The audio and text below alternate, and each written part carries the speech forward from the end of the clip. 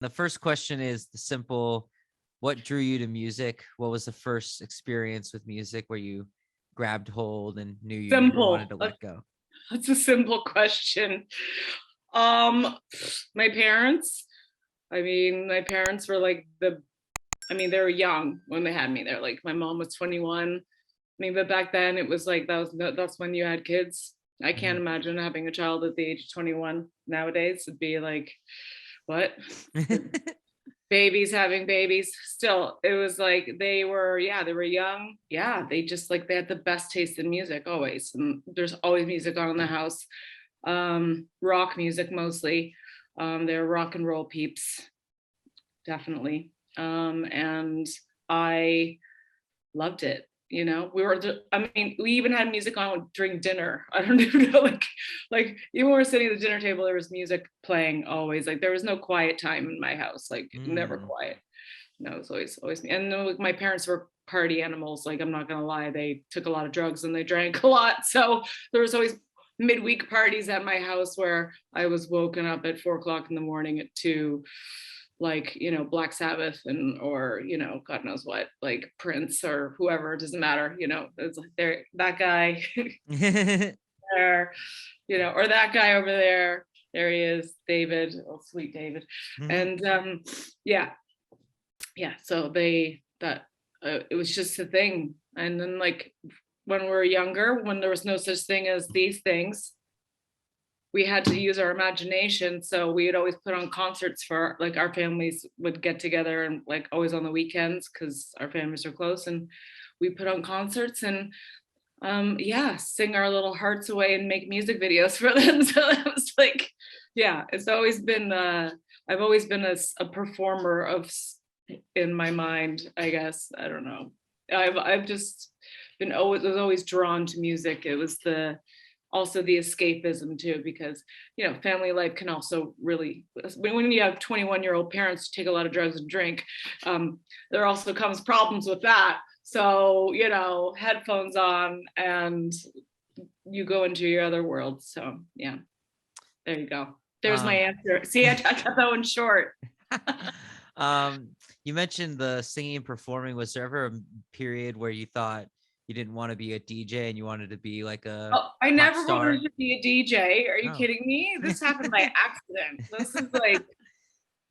This happened organically. This is not something I strive to be in my life, was a DJ. I didn't like, I was the furthest thing from my mind. I moved to England and I was like, I want to work with rock bands. I want to be like an A&R person. You know what I mean? So I wanted to work with live bands, and I thought that that's what I would get into. But then of course, I ended up working in a bar that turned into a club. Like at like 11, we were open late, so we'd have like all the DJs would come there. And I mean, before I moved to England, I like got into the electronic music scene like in like 96 sort of stuff. So yeah, like the early mid 90s rave techno, Detroit techno scene, because I grew up next to Detroit, so, and Windsor. And then yeah, I met a few people who are quite popular in the electronic music world, who took me on a trip to the dance music community in Detroit. And yeah, that opened my eyes to a whole other situation. But it was a learning curve. It's not like I want to do that for a living. I was like, I didn't even know what it was. I was going to rock concerts. Like I was going mostly shoegazer stuff. Like I liked the psychedelic drugs when I was younger. So it was anything that was very trippy, or like, I also liked heavy stuff too. I mean, I liked everything. I'm not snobby except for trance music. I hate trance music with a passion, like a passion. I'll say that out loud and proud, and I don't care who comes after me. But not into it. Anyway, everything else I'm cool with. But yeah, I can't even remember what the question was. Oh, I mean, I was just curious. I mean, it was. How I wanted to be. That was why I wanted to become a DJ. Oh yeah, no. That happened later. Just by chance, by working, like, because I opened up Phonica Records in London in like 2003. Mm-hmm. Don't ask me how that happened either. It's just like chances, all these weird, like, you know, meetings of moments of meeting of people that I guess you're supposed to meet in your life along the way, that sort of things just happen, it's sort of kind of magic in that way, I guess. I didn't have, there wasn't anything stopping me from doing it. I Mm-hmm. mean, except for, the fact that, I mean, I didn't know anything about it at all, really. It was like, there wasn't very many women doing it at the time. There was, but they were like, that was more like hard house and trance music and stuff. There wasn't like so many house music DJs. There were way before me, but they weren't given the love and admiration that they should have gotten, so, because it was a man's world, and it still is, but we're trying to change it day by day. Day by day. Yeah. If considering that DJing happened by accident, what is it that really made you want to stick with it and give yourself to it the way that you have? It was my first gig in Ibiza. I think it was like 2005, and I had my two best friends with me, and I played, and I was like terrified. I was just like so nervous. I can't even tell you. And I mean, I was like playing vinyl. Like I still didn't even really know how to DJ properly yet. Like I wasn't, like, I had to learn in front of big crowds. Like it happened quick. Like I didn't really like, I mean, people just started to book me, and I was like, oh, okay. And like, I still was working every day in the record store, and then going away on the weekends to wherever, Germany, Amsterdam. I mean, this is like, and no tour manager, no iPhone, no nothing like to guide me. It was like I had a piece of paper and I had information on it, and I was like, okay, this is it. If I lose this, I'm screwed. Like I don't know when my flights are. I don't know what anything is anyway. But yeah, I had a point to that story too, and I can't remember what it was. Yeah. My best friends, and I beat this. See, I come back to it. This is how my brain works. It's I think it's like not Asperger's, what is it, like ADHD. It's like my brain just goes in this hamster wheel that eventually comes back to what you're asking me. And we were at the sort of the after party, which was like we were at the pool at the villa we were staying at, and they were just like, you need to do this. Like you have to do this. They were like my proud mom and dad. Like my parents didn't give a shit about anything. That they didn't care what I was doing. They didn't know what I was doing. I moved away from the country. I was like, bye Canada. And I moved to England, and I just I took their advice. Working in a record store and then meeting these people sort of happened organically. I met like a physical crew from Berlin, and they just sort of like took me under their wing, and then they became very popular very quick. Book a Shade and Mandy and those guys, like back in the day. And then they sort of just like scooped me up and took me on tour with them and exposed me to the life of a touring DJ with a bunch of dudes, which was interesting. Yeah, because I am like one of the dudes, so they treated me like one of the dudes. But yeah, you can't do that now. No. But yeah, and I was like, wow, this is awesome. So yeah, and also the fact that I could visit home like more often, you know what I mean? And so yeah, it's also, I just got the buzz from it. I mean, who doesn't get a buzz from that? If you don't get a buzz from like actually like conducting a whole night of people's fun, like you're the soundtrack to their evening or their night of fun or whatever. You're the soundtrack, and you got to you have to play for them, also for yourself, but you have to make sure that they're all smiling and happy. Like you don't want people standing there like, thankfully that's never happened to me. The way you'd look if someone played trance music, right? Whatever. Then people like trance, and that's their thing. I don't like it.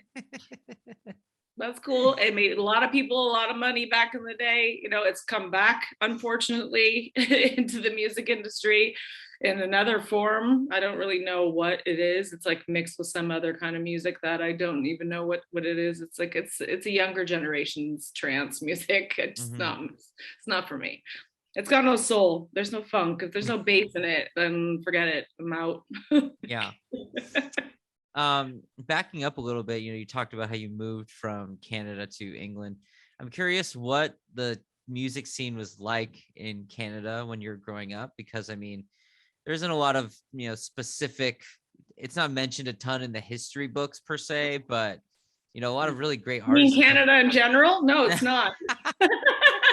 People forget that that whole country exists most of the time. They're like, where are you from in America? I'm like, I'm not from America. They'll name every other country in the world except for Canada. I'm like, I'm from Canada, that giant place attached to America. So yeah. I mean, but I was just saying, like, great artists have come from Canada, Yeah. yourself included, with like Dead Mouse and ZZ and things like that. So I'm just wondering, what was the music scene Ricky like? Houghton, Tiga, Matthew Johnson. Oh my God. Mark Yeah. Hool. I can name you a whole bunch, Hmm. just quite a few. So just in Ontario, Yeah. that's my province. Mm. But yeah. I grew up next to Detroit on the border, so that's different. I was lucky. Mhm. I was a lucky lady, and I was very close to Chicago as well. So I wasn't in the like boondocks in Canada where you're listening to Shania Twain or like like that. So I don't even know. Yeah, like Canadian music doesn't have a good reputation at all. Mhm. Like it like any. I mean, it does just it's just weird. It's weird. I don't know. But people listen to classic rock. Like you can go anywhere in Canada and you can walk into a bar or a cafe and you will hear Led Zeppelin, you'll hear all that stuff. It's just classic rock all the time. Like there's or really horrible like dross like that, I don't even really it's nondescript like dance music, if that's what you want to call it. I don't know. But yeah. It's I mean like there's only a few places you can really play in Canada. There's like Montreal has a small scene. Toronto has a even smaller scene, and Vancouver has an even smaller scene than that, and that's it. Windsor, my hometown, has a minuscule. I mean, they try, but they can't really compete because Detroit's like 10 minutes in a car across the border. So Mhm. yeah, that's where I was educated.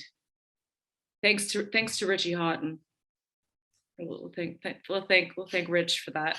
So I met him, and that's sort of how it sort of evolved from that meeting of minds. Yeah, When did you meet him?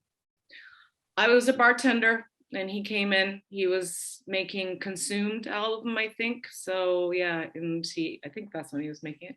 Which album he was making in a studio. Um, when he wasn't traveling, I didn't know who he was. I didn't know anything about that sort of thing, and yeah, we just sort of became friends through a friend, and yeah, that was that. It was very simple. Back those days, it's a lot more simpler than it is now. Yeah. To be honest, he asked me out on a date, so there you go. I always make fun of that. It's like, yeah, we went on a date, and I was like, this guy's such a geek. I was like, no way. I just like he knew nothing about like he only listened to like electronic music or like industrial stuff. Like he didn't Mhm. know he knew nothing about my world, and I knew nothing about his world. And then we eventually, I moved away, Mhm. and he became still the superstar that he still is.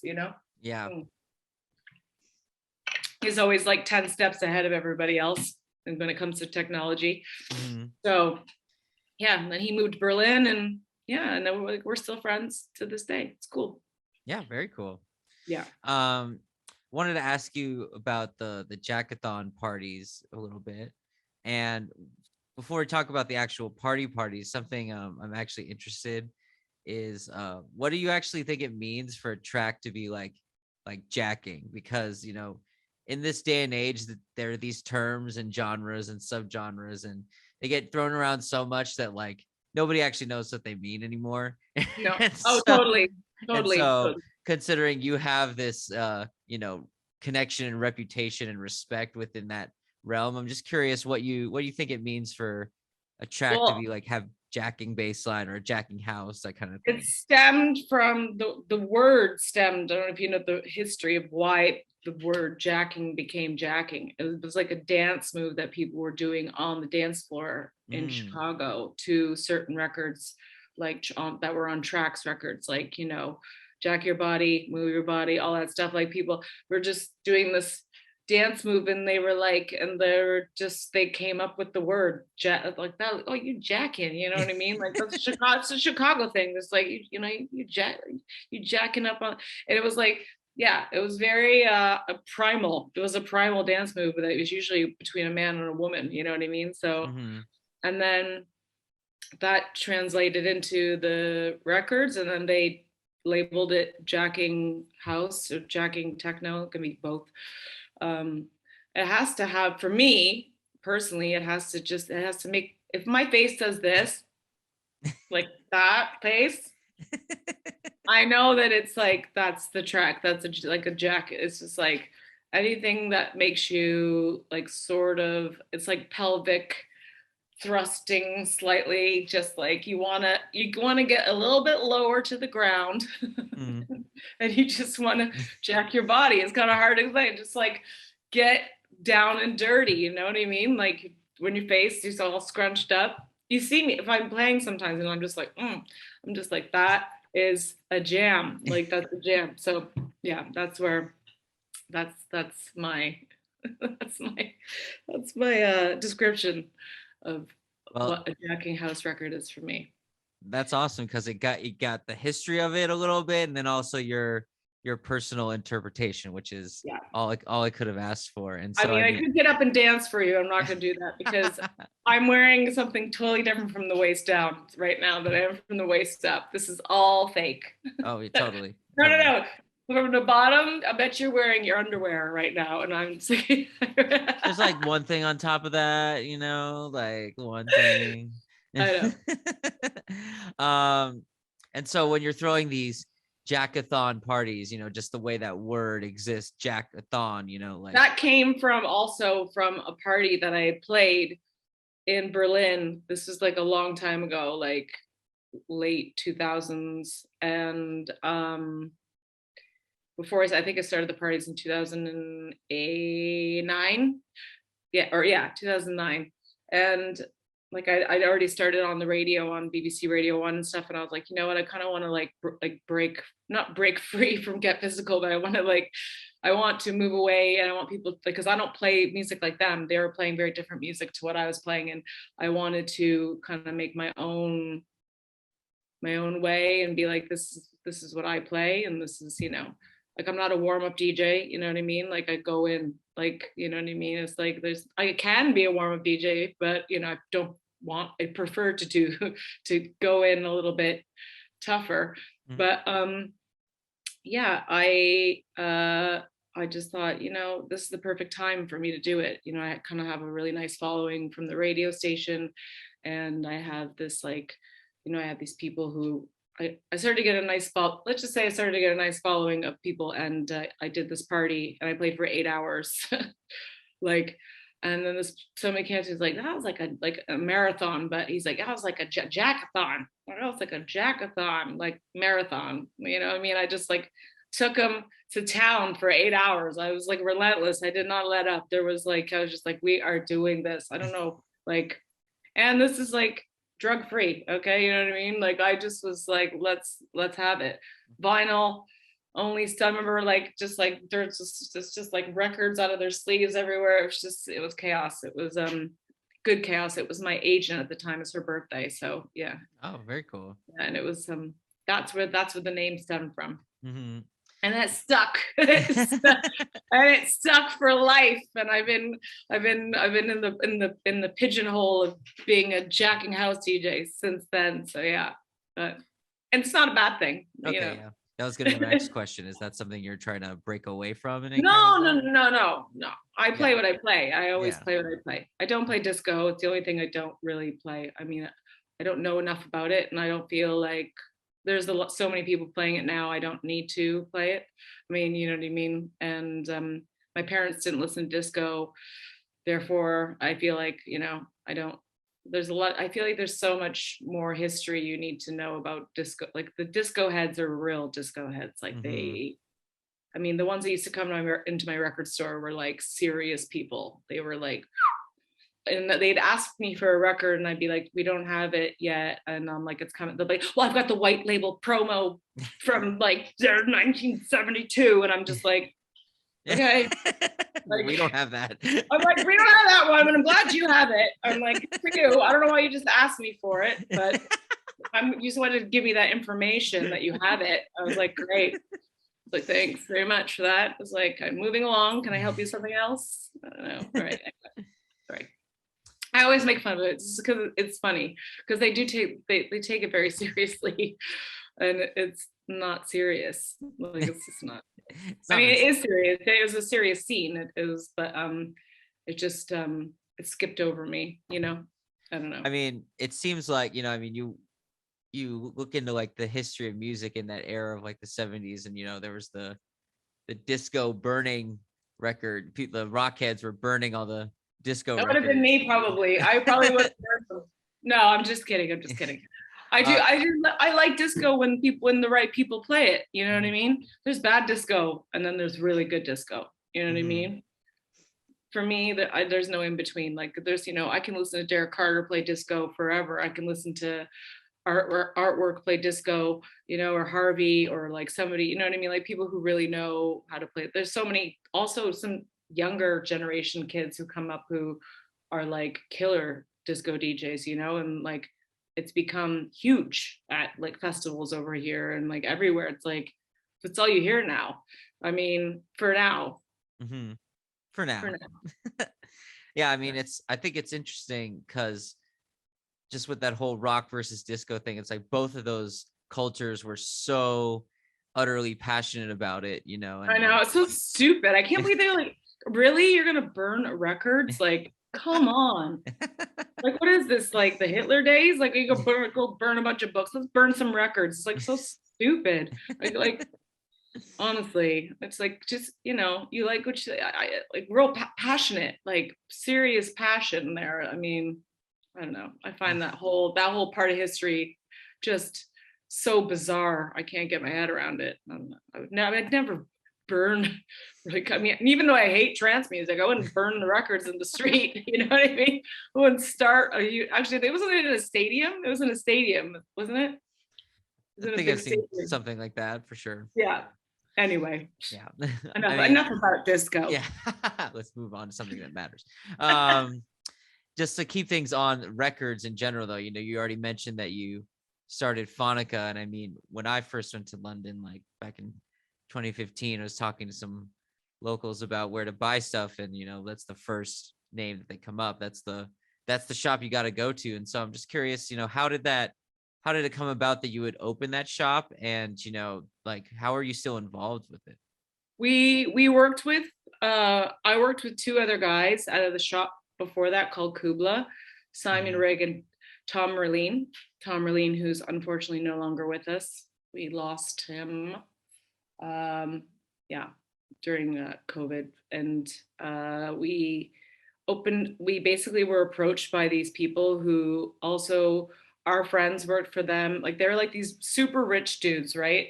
Who are property developers, and they just wanted to put their money into cool places and things and stuff. And they're just like literally like handing out stuff like, hey, oh my God, your eyes look really weird right now. You look like you got a glare on your computer. It's like, it looks like you've got these like two white squares on your eyes. Anyway, yeah, and these Mark and Tim, these wonderful men, they fronted us. Like, I think it was an old car dealership thing, because like the whole front of, if you saw it, the whole front of the shop like slides open, and you can actually drive a car in there if you wanted to. Like, it's a big store. It was a very big store. And yeah, we got asked to to run it. And Simon was the man, you know, and like I was the, you know, so as Tom, we were all buyers in different genres of music. Simon was the main, he was the main guy. He still is the main guy. He still works there, still runs it. I had to peace out in 2007. That's when I truly decided to jump ship and become a fully fledged traveling DJ, because I couldn't do both. And I had to like jump in with 2 feet and like just hope for the best. They would have let me back in Phonica if I failed, but still I was like, either I try this and I make a go of it, or I could regret not doing this and see somebody else do it. So yeah, and that's what happened with Phonica. And like, yeah, it's still there, it's still thriving. I mean, there was a dip obviously for a while during like the recession, and then yeah, kids are like loving vinyl like, again, like they just are eating it up like crazy, because certain releases are only released on vinyl now. Like people are being clever, you know, they're like, I'm only gonna release this really awesome, like people like Fortet and like, you know, awesome, like, you know, like Floating Points and those guys. They're like, oh, if you want my record, you can only get it on this thing, which is vinyl. So yeah, it's yeah, it's cool. I'm so happy that it's still open. I have nothing to do with it anymore, but yes, I did open it and I did work there and run that shit for quite a long time. I was the woman behind the counter that probably not a lot of people liked, but I mean, a lot of people did like.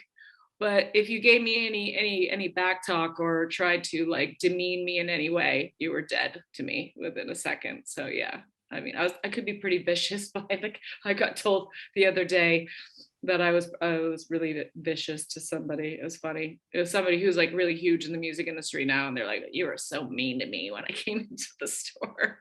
I was like, "I was having a bad day probably, and you were probably rude." So there you go. You probably questioned my authority in here. So. Yeah, I was like, listen, I was the assistant manager. Okay, I knew the answers to the questions you were asking me. That was the problem. People would come up and ask me a question, and then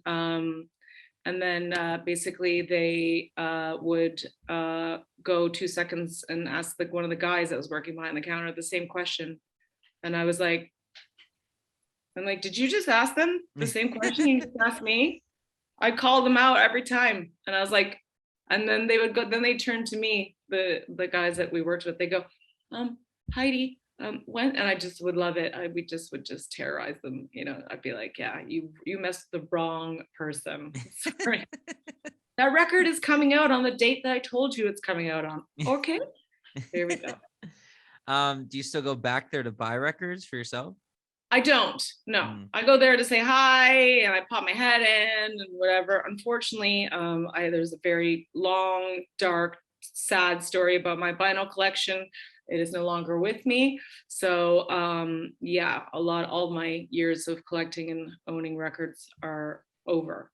It's a sad state of affairs, but I still have a love for just even holding a copy of a record. I have some here, but just a few, just a touch. Is that a sensitive topic you'd want to talk a little bit about? No. I can't go down that road. Okay. It's yeah. If I ever see these people again, let me just tell you, they won't have a head. Yeah, well, that way. From what I can piece together, it sounds like they shouldn't have a head in the first place. They don't deserve their head. So off with their heads. Off with their heads. Absolutely. So I read you got your start at BBC in 2008. Is that correct? Yep. And then you ended your time there in 2016, right? Yep. Mm-hmm. So I'm just curious. The day Trump was elected, actually, was my last day there. Yeah. Maybe could have stayed on a little longer to fight the good fight. Yeah, they should have told me a different day. You know what I mean? They picked the wrong day. It was a shame, really. I was like, oh, that's a shame. Really? Today of all days, really? Okay. No. But I'm just curious, you know, like what was kind of like, could you tell me a bit about your, you know, process of growth across those 8 years? Like what slot you started on, how you kind of moved up through the ranks, that kind of thing? it was called In New DJs We Trust, and it was on, I think, 12 midnight till 2 on Thursday nights, I think, if I can remember correctly. And I was chosen amongst three other people, and I did once a month. And I don't even know what, I mean, I just moved to Berlin as well. I was like, I just split up with my boyfriend, and I was like, okay, I'm free. I can go wherever I want. I'm going to go where all my friends are living and all my agents there. And so I was like, I want to move to Berlin. And then I got the call saying I got the show on Radio 1. I was like, damn it. It's like, so yeah, I came back every month to do the show, and brought forth very underground music to quite a large audience. People that have, who are now massive DJs. Yeah. So it was I interviewed them. I had them do mixes. I played music that I found in either the record store, I just put together my own show. I learned how, kind of as I went along. I had different like producers. They all tried to, like, some of them tried to make me sound different. They were like, you need to speak with a different voice. I'm like, but this is my voice. Like, this is how I sound. I'm not gonna be like, welcome to Radio 1. Like, I'm not like, they kind of wanted, I think they thought that they were gonna be able to mold me into some sort of weird robot voice. And I was like, I have a North American accent. This is how I sound, and this is the way I speak. And then it actually ended up working in my favor because people loved it. So, and all the interviews I had, like everybody I've ever had on, I knew personally. I've had, oh God, I can't, the list is unbelievable. If I look back on it now, all the people that I had on the radio, who were on the radio for the very first time in their life, and like just breaking into the music scene. Like it's wild, it's pretty amazing to be able to have been able to do that for them as well. Like I always liked to, but that's what also the Jackathon parties were about as well. We're pushing. It was never about me. It was always more about like everybody else. I always wanted to like push. I was always like a music pusher. I mean, that's sort of what I did when I was younger. I used to make mixtapes for people. I used to always I was always on the like, getting the imports from England. Like I was a proper like indie. I loved, it had to be stuff that nobody knew. I was the one that people always came to for good music, even when I was a teenager. So yeah, that was like kind of just, I guess maybe it was written in the stars. I was supposed to do it as a job. But yeah.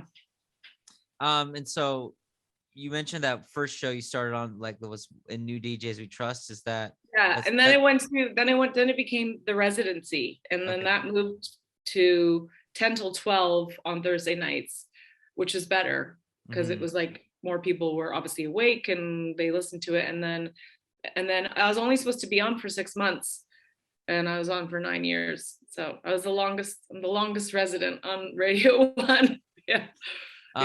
Always. Sorry, go ahead. I was just gonna say, always in that same slot, the Thursday 10 to 12. Yeah. It's still going, residency. Yeah, it's still on now. Yeah, it's gonna be. Yeah, they're doing a 10-year anniversary. Is it 10 years? No, something of the residency, not of in new DJs. Was lasted for quite a few years, and then they changed it to the residency. I can't. I think it's when they changed all the Friday night time slot. Everything sort of they had a big shuffle. And then I filled in for Pete Tong quite a few times, which was amazing. And Marianne Hobbs, and yeah, when she was on Radio 1, and yeah, it was awesome. It was so awesome. It was great. It was, especially doing them live, doing like the live shows, like were the best for me, because it's like you're so hyped up, because like if you make a mistake, it's like it's out there. Like it's there. Most of them were live, but yeah. I mean, I used to make mistakes when I did them, like when I would pre-record them, because I just, yeah, when you're like the energy, you're like, oh my God, I'm speaking to nobody in this room, but I'm speaking to millions of people right now. It's like, it's really like your brain is like, yeah, hyper. I mean, people in the audience, no matter what the form is, appreciate that humanity element to it for sure. Yeah, Oh yeah. Oh my God. It's always giggles, lots of laughter on my show. It was never nerdy questions. Like I never asked like the artist any technical, stupid, like nerd questions. Like if they want to go, they can go read one of those nerdy magazines if they want. I'm like, let's just like keep it fun, you know? And Mm-hmm. you know, like I always used to ask them, you know, if they could describe their music as an animal, what animal would it Mm. be? Or a color or a texture, or like, you know, or just silly things like if they could go back into time, what time would they want to go back to? And like I get some really, I just always got great answers out of the people. Keep that note for yourself for, you know, for the your next interview. I mean, those questions, that's the kind of questions that are in that like speed round thing. Woo! Okay, So good. so yeah. So that might have been a better way to describe them off top, you know what I mean? Okay, okay. You know, I mean, you mentioned a couple names from the BBC family, like Pete Tong and Marianne Hobbs. You know what I mean? Annie, sweet I've Annie Mac. yeah, I mean, I listened to BBC Radio 1 all the time because I used to drive for Uber and I'd be sitting in the car for like 7 8 hours a day, and American radio is not so great, and so I would listen to British radio, you know, and I listened to Annie was my favorite, but I'd also listen to Marion Hobbs. I listened to you quite a few times. B Oh, nice. Trace, Nick Grimshaw, Mr. Jam, so many of them, and I'm just wondering, I like, mean, they're all gone now. yeah, I mean, I'm just The wondering, like, what? new, it's a new era. You know, Yeah, I mean, all we've all been kicked to the curb. No, I'm just kidding.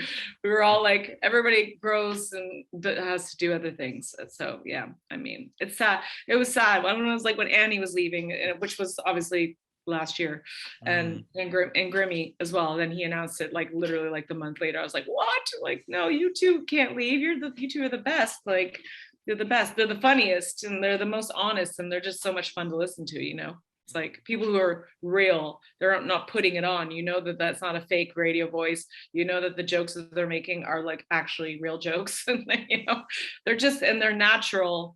They're just natural people, you know. But now they've moved on to like Annie's written a book, and she's on TV, and Grimmy's on TV now stuff, and he's become an interior designer, and you know, and I'm still a DJ.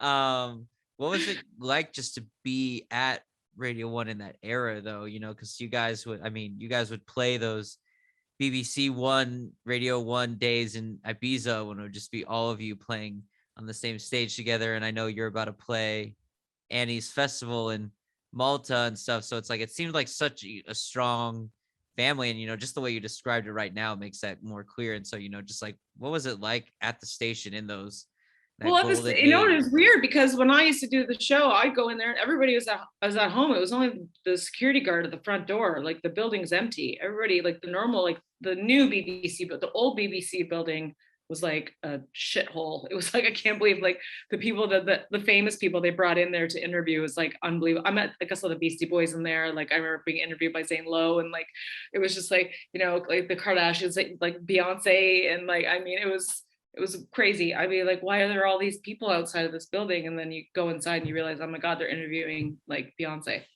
And it was like, oh, no big deal. And then, but then when they moved to the big, huge, brand new BBC building, it was like really different because then it had it had BBC News, and it was like BBC Asia, BBC, like every floor, Radio 1 was on the top, of course. And yeah, it was empty. All the desks were empty. So there's nobody in there except for you, your producer, and the PA, and that's it. And maybe your guest. And yeah, so it's very, very strange being in that building doing the show at that time because nobody was in there. It's Mhm. really, really weird. It's eerie. You're like, okay, it's fun. You can uh you could get away with a lot more when there's nobody in there.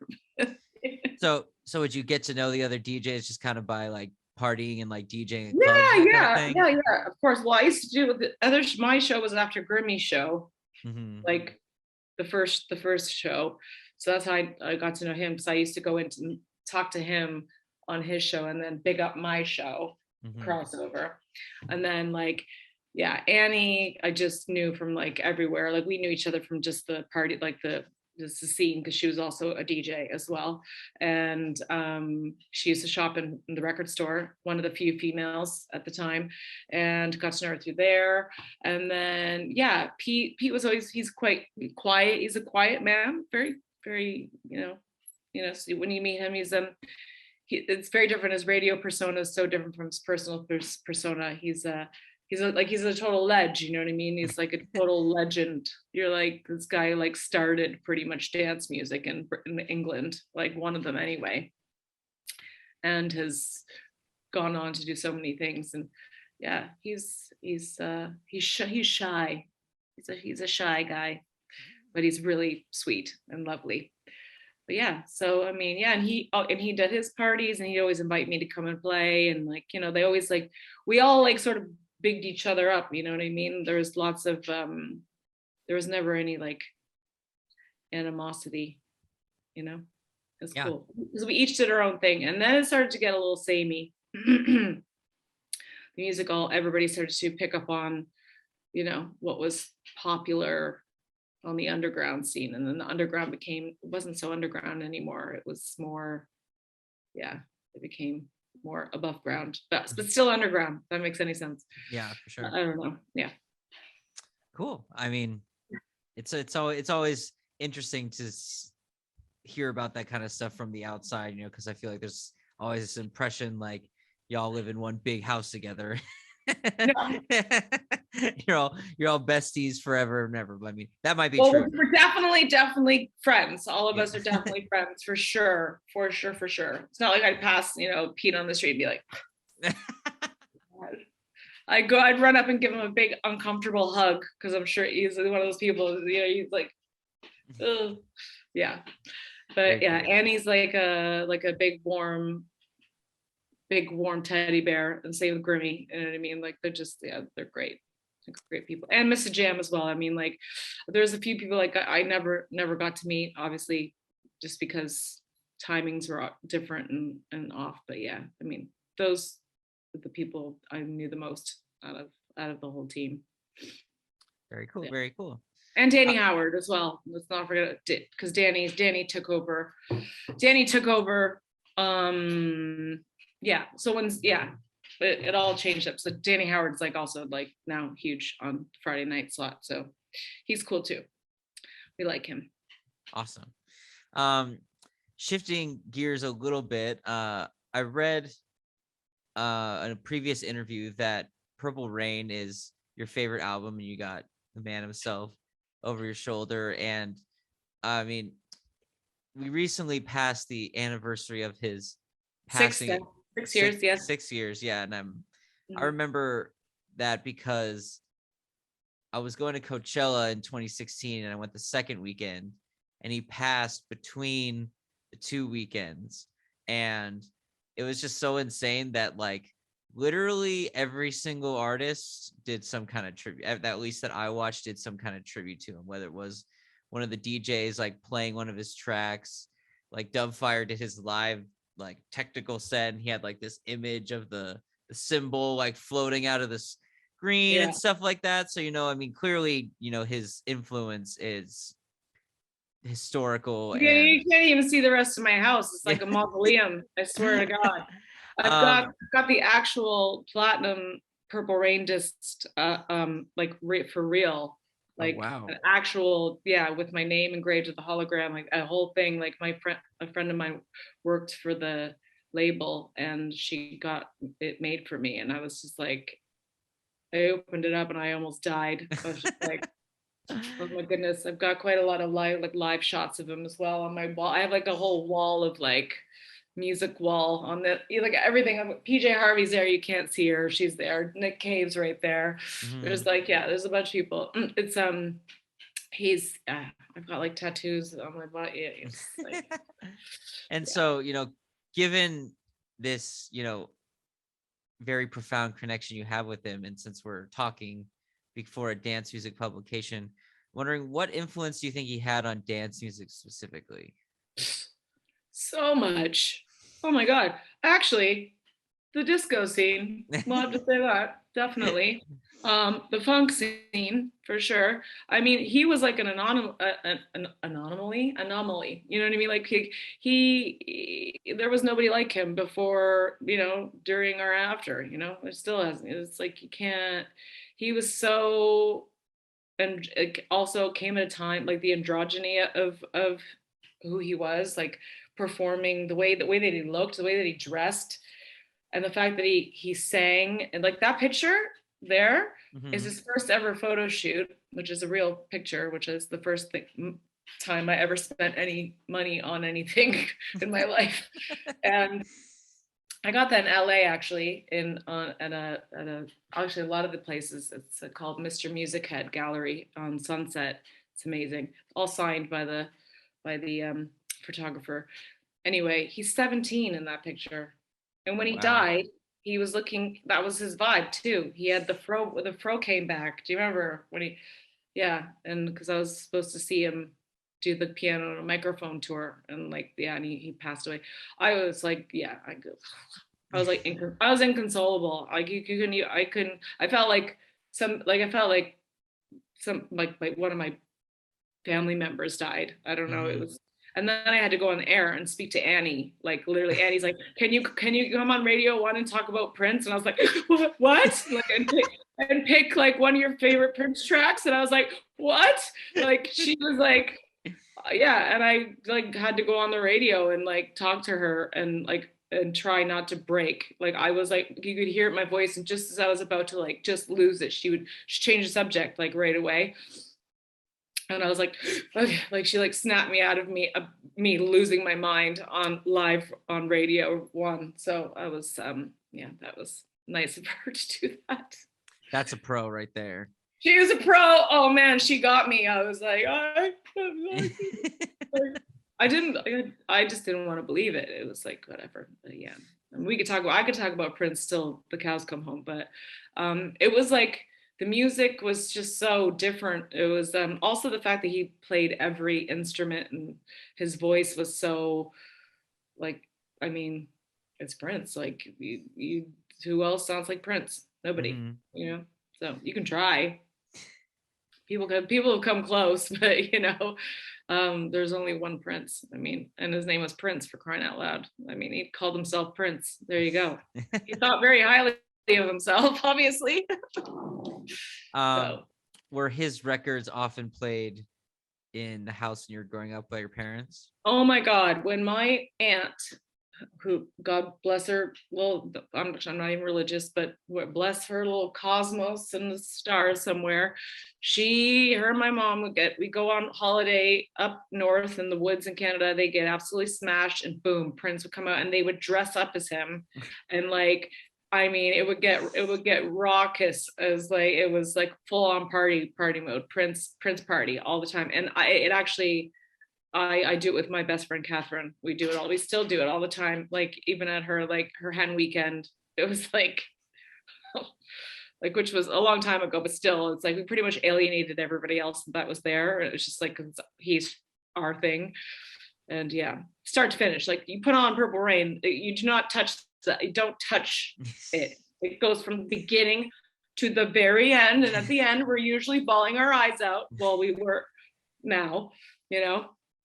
I cracked my head open. Like basically I was swinging from a door frame and like slipped. My hand slipped, and like, yeah, I almost end up with a concussion. Like ladder. Yes, Prince is it's my go-to usually. That's if I want to like get in a good mood, or if I also want to like have a good cry, because some of his songs are just so deeply moving. Yeah, Yeah, I absolutely. couldn't listen to a piano and microphone when it came out for ages, and then I put it on and I just like bawled my eyes out. It was just like like, yeah, it's a sad one. Come on, give me a happy question. Okay. I do got one written down that's pretty happy.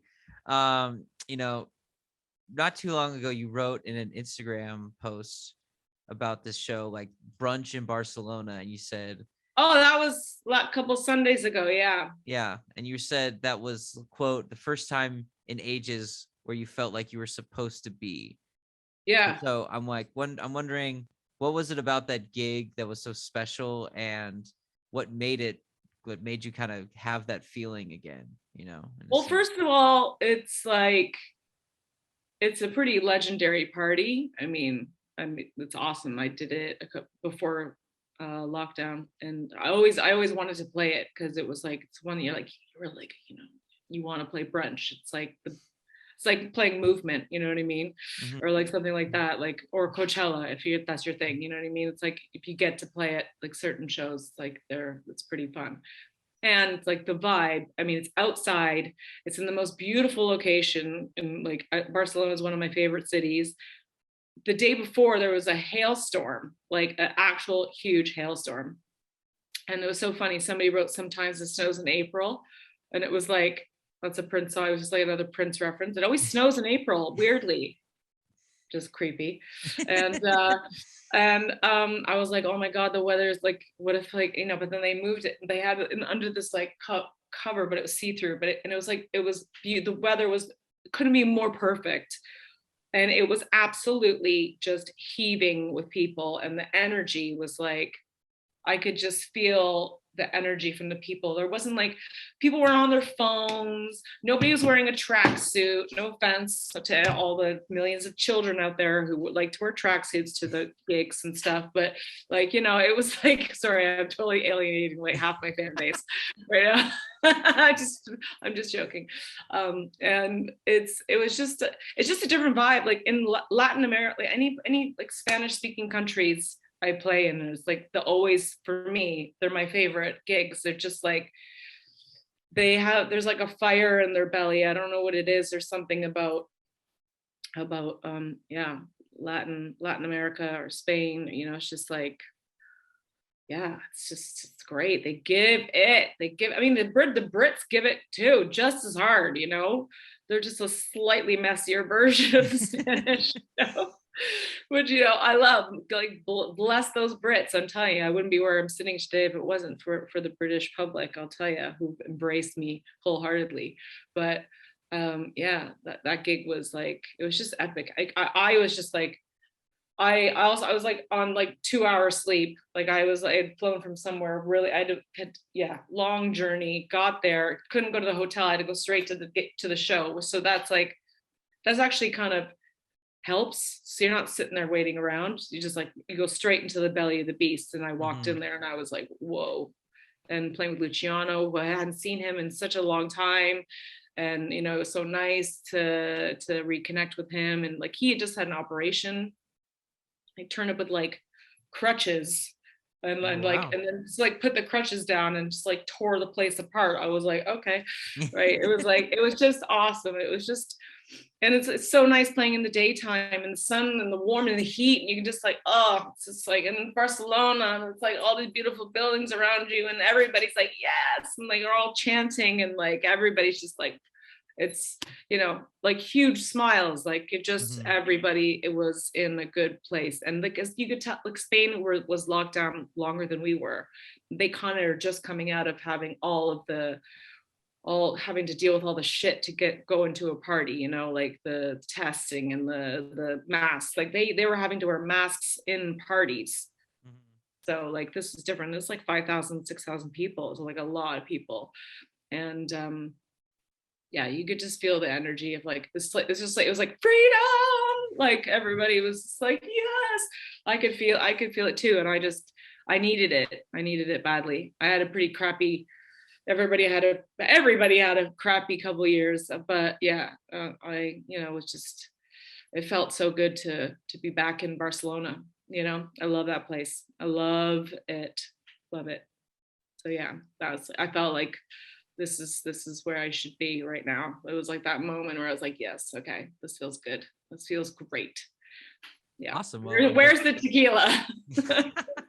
well, that's awesome to hear. I'm very glad you had that experience. And I mean, I remember when things looked like, when they felt like they were going to actually open up on a kind of consistent basis. I remember saying to a lot of people, it's like, it's our responsibility as both party goers and people who contribute to parties in whichever way to cherish this time, because, you know, eventually it's gonna go back to like normal, which is gonna be great. But right now it's in a special kind of Oh, it is. It's release weird. period. Yeah, I feel so like, I mean, obviously everybody was burned out too. Like, I mean, a lot of the DJs who were like, I mean, myself included, I was nonstop, like just nonstop on the road. I've been on the road for 18 years, like nonstop, just like, and then like when you're not like you, then I was completely lost. I admit it. Like I didn't know what to do. I was like, what am I, what do I do? I like, all I've ever done in my whole life was music, Mhm. you know? And yeah, without getting too deep into it, it's like everybody had their own ways of dealing with it. You know, I did not deal with it well at all. And yeah, I just felt I cried like the second track in. I literally was like, tears came down my eyes. I was like, I like got hit with this like emotion of like, this is feels so good, Mhm. you know? So yeah. I'll start crying again. Don't do that to me. Don't make me cry again. So let's Don't. talk about Prince some more. You're killing me, dude. You're killing me. um, no, we can save the Prince conversation for another. When I'm writing a piece Oh no, specific. I can talk about Prince till the cows come home. It's like, you know, it's not like it didn't happen just yesterday. So it's like, you know, it's still whatever. We'll talk. Keep going. I mean, I just had the one question before we dive into the speed round, which is, The speed round, now that the we're hot talking, round speed round. now that we are talking about, things opening up again and things looking a bit brighter in their own new and special way. What do you have like what's next on the agenda for DJ Heidi? Well, I am going to, so the Jackathon, I did have to put to rest for a little while, which was needed. You know, all good things come to an end sometimes. I just felt I was personally burned out. Like I was doing too much, too much. My life was like, I was like, it was like slipping through my fingers. I was like, my God, I'm like, I just was traveling too much, and just doing, I trying to do I was micromanaging everything within an inch of its life. You know, I wasn't, even though I had people trying to help me, I would just like, it was too much. Became too much. It was awesome. But and then also, you know, things did change in the music world. Like DJ started asking for like 25,000 pounds to play, and I was like, but like last year you only charged 2,000 pounds. Like, I don't understand. Like, okay. I got a little fed up, you know. I was just like, and then everybody started their own party. Like every single DJ was like, oh, they are all doing what I tried to get away from doing, which was like label parties. Like everybody started to like, that all started again. It like started again. Like, and then you couldn't book these DJs because they will only play for their own party. And it like it was too political. It was all like just a bunch of horse shit. And I was like, whatever. So I just thought, you know, let's just put it to bed for a little while. I'll just keep doing my thing.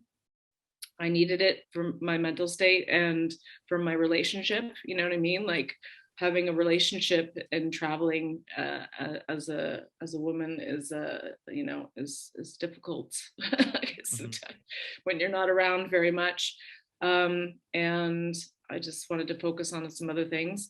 And now I'm going to relaunch. It's not going to be called the Jackathon, though. It's Mm. going to be called something else, which is, I can't just give it away just yet. Okay. But the parties will be relaunched, and a record label. Again, the label will be relaunched as well with the same name. It will have it does have the word Jack in it, but it's Okay. not the Jackathon. It's Suspense sort is of like, building. because like if you think about it, all these kids who've been locked up, like they don't know who I am. They have no freaking clue who the hell I am. Like they're like 14, 13 maybe, when, you know, I started, maybe even less than that when I started the parties.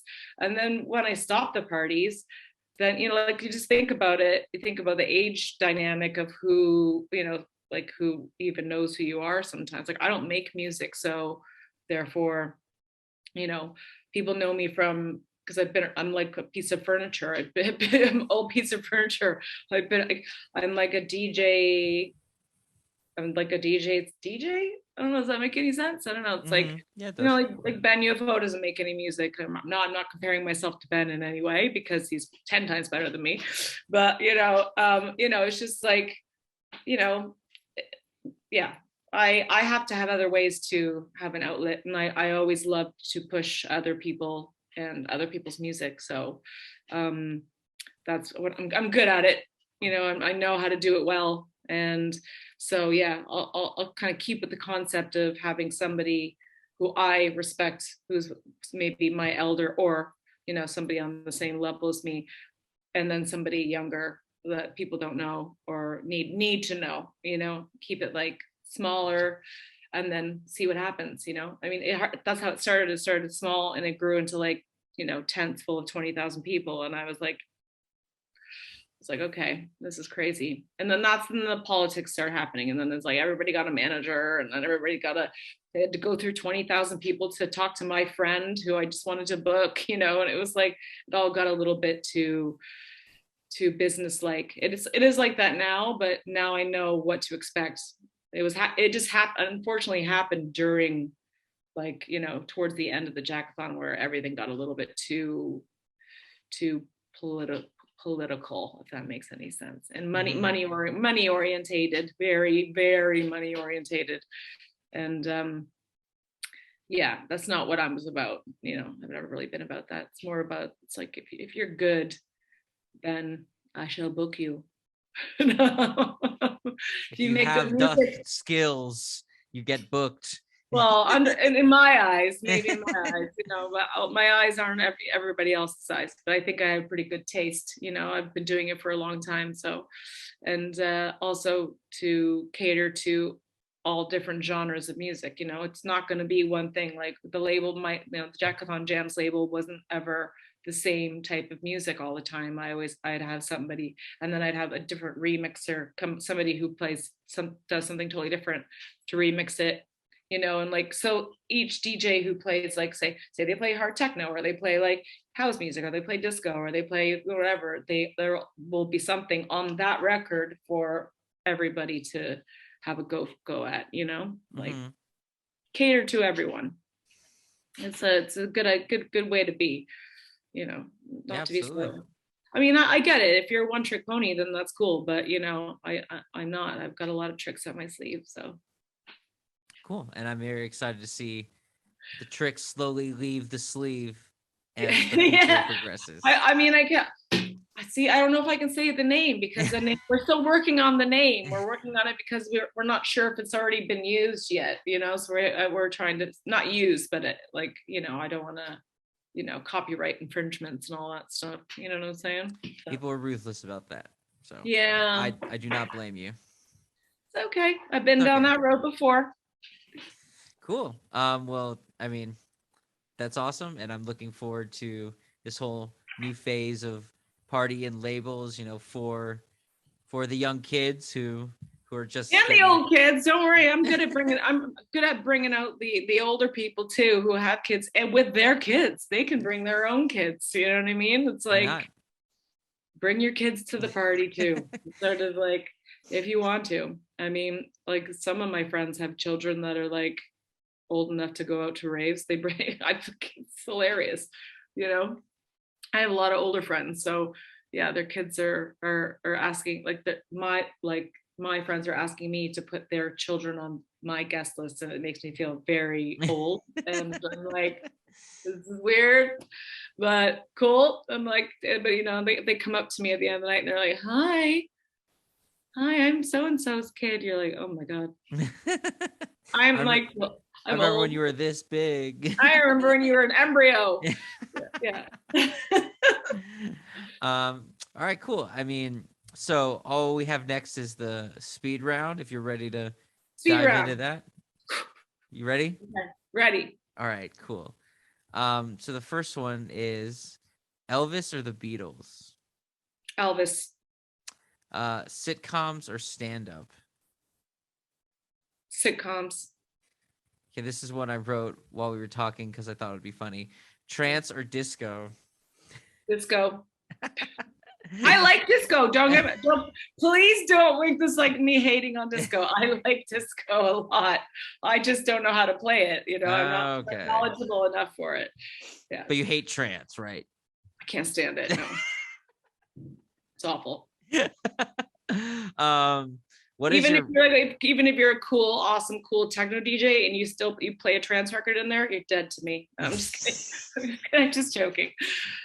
By the way, anybody who's watching, I joke a lot, so please don't take everything I say literally, because I know this generation likes to take everything that somebody says word for word, but no, I'm a jokester. If you listen to a radio show, you would know. Exactly. What is your raving pet peeve? What's my raving pet peeve? Yeah. What as a DJ or as a raver? Whichever you gotta be a little bit more specific with this question. I guess let's do the DJ side. How about the DJ side? A pet peeve for me? A shitty fucking sound system. Oh God, if you have terrible monitors, like, and not enough champagne, then like I'm out of there. No, I'm just joking. Contract is broken. No, it's like it has to be, the sound has to be right. The lights have to be right, actually, too. Like the lighting, if it's too bright, like I can't handle that. I always talk to the sound guy and the lighting guy. We have a good old chit chat. I'm like, dark, red, strobe, smoke machine. That's it. I don't want to see anybody's faces. I just want it to be like, I want it to be like a warehouse rave all the time. So yeah. Classic. Dark and dirty. Dark and dirty. Always appreciated. Coffee or tea? Coffee. Even though I haven't really been drinking it because of lockdown, I've been drinking decaf because I was starting to climb up the walls, literally, like no joke. So, but now I've had a few coffees, and when I do, my partner, he's always like, whoa, like you don't need to drink coffee at all. You've got enough energy. But yeah, coffee. Biggie or Tupac? Biggie. Dogs or cats? Dogs. Ramen or pho? What? Ramen or pho? Ramen or pho? What's that? Ramen, like the noodle soup? Oh, ramen or pho? Pho. What's pho? You're not even pronouncing it right. Ramen all the way, baby. Pizza or sandwiches? Pizza. Club or festival? Club. Snow or beach? Oh my God, fucking beach. That's why I moved away from Canada. Are you kidding me? Lake no, or up ocean? to here. Like, no, thank you. Lake or ocean? Ocean. If you could have one superpower, what would it be? Oh, to speak every language. The gift of tongues. That's what it's called. Gift of tongues. Yes, I'd be able to make jokes with everybody all over the world. They'd understand my joke, my humor. You know what I mean? That would be a very special gift for sure. Oh yeah, especially in my job. Oh God, for sure. Analog or digital? Analog. House or techno? Both. Drum and bass or trap? Drum and bass for shiz. Drum and bass. I love me some drum and bass. Pop or hip hop? Hip hop. Well, both. I don't know. I can say, I don't know. I like them both a lot. So depends on what kind of pop music we're talking about here. 80s, 90s, what era is good? We can see you gotta, but I'll say hip hop. All right. Old hip hop. Old hip hop. Old hip hop. Favorite color? Mine? Mm-hmm. Ooh, green. Mine too. Eric Prides or Carl Cox? Carl Cox. Flip flops. By a million percent. Carl Cox. Flip flops or shoes? Shoes. Do you like pineapple on pizza? Absolutely not. That's sacrilegious. My mom's Italian. Are you kidding me? Like, come on. Finish the sentence. Before I die, I want to learn how to speak every language in the world. All right. What's your guilty pleasure TV show? Oh my God, what's my guilty pleasure? Oh, if you call it a guilty pleasure, it's like something is Modern Family. I don't know. I love it. I just always watch it. It makes me laugh all the time. Awesome. So I don't know if that's a guilty pleasure. I don't know. I got a lot of guilty pleasures. I do. I have a lot of guilty pleasures. uh, Seinfeld, I don't know, I don't know. I'm a sitcom girl all the way. Like, I mean, I grew up on sitcoms. Hello, child of the '90s over here. I So mean, I'm the same way. I've watched like Scrubs and How I Met Your Mother and all those shows like 3-4 times all the way through. you're a different generation than me. That's Yeah. why. You know what I mean? Well, that was the final question of the speed round. So that is the What? conclusion. Not my guilty pleasure. Yeah. Wait, I can't. So my wait, no, wait. What was the last question? The guilty pleasure TV show. That was the Oh, last question. TV show. It was a TV show, right? I feel Yeah. like I'm gonna think about this now for the rest of the night. I'm gonna be so angry that I answered Modern Family. I'm gonna be really pissed about that. Damn it. Oh, I know what it is. What is it? Oh, I know exactly what it is. It's called border force control or something. It's like, why can't I remember the name? Oh my God, I'm like losing it. It's basically like when they catch people with drugs, like drug smugglers or people trying to smuggle shit into Australia and like, yeah, yeah. Specifically Australia? It's the Australian border. It's mostly Australia because they're the toughest border to get anything through. Like you can't, I mean, and they catch people with like, holy shit, the concealment of drugs that I've seen. Like I'm like, it's unbelievable. Like, I mean, I will, yeah, that's my guilty pleasure is that show for sure. I've seen every single one like a million times. I love it. I'm like, he's carrying 90 pellets of heroin in his stomach, and my boyfriend's just like, how do you know that? I'm like, I watched it. You know that. He's gonna have to shit those out, and they're gonna catch him, and he's gonna go to prison. Their jail sentences in Australia are really small too. Mm-hmm. You get caught smuggling like 90 pellets of heroin in your body, you only go to prison for 7 years. I'm like, what? If you're in America, that's it. You'd be like, that's like 40, 50, 60, 70 years for sure. So it's more than 7, that's for sure. Definitely more than 7. More than 7, that's for sure. God, you slap somebody in America, it's 7 years. That's it. Go to prison for 7 years. Depending on the color. Canada, they just say sorry like to you like a million times. They're like, I'm so sorry about that, and then they just shake hands and walk away. There's, you know, take your drugs and have fun. Exactly. Oh my God, I want more of these questions. These are good questions. I like them. I thought you were gonna ask me a question about my favorite track.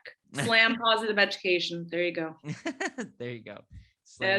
That's Slam Positive Education and Carl Craig's At Les. That first album, more songs about food and revolutionary art, was one of my intros into dance music because Richie gave me a stack of CDs and Carl, it was like all his Plastic Man stuff, and then it was like Carl's stuff was in there as well. So that's how I got turned on to it. It's beautiful.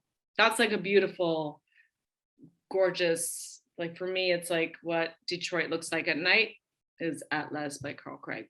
Anything by Carl Craig is for me the best. It's been quite the pleasure chatting with you, Heidi. Oh, you too, man. Absolutely. Appreciate it.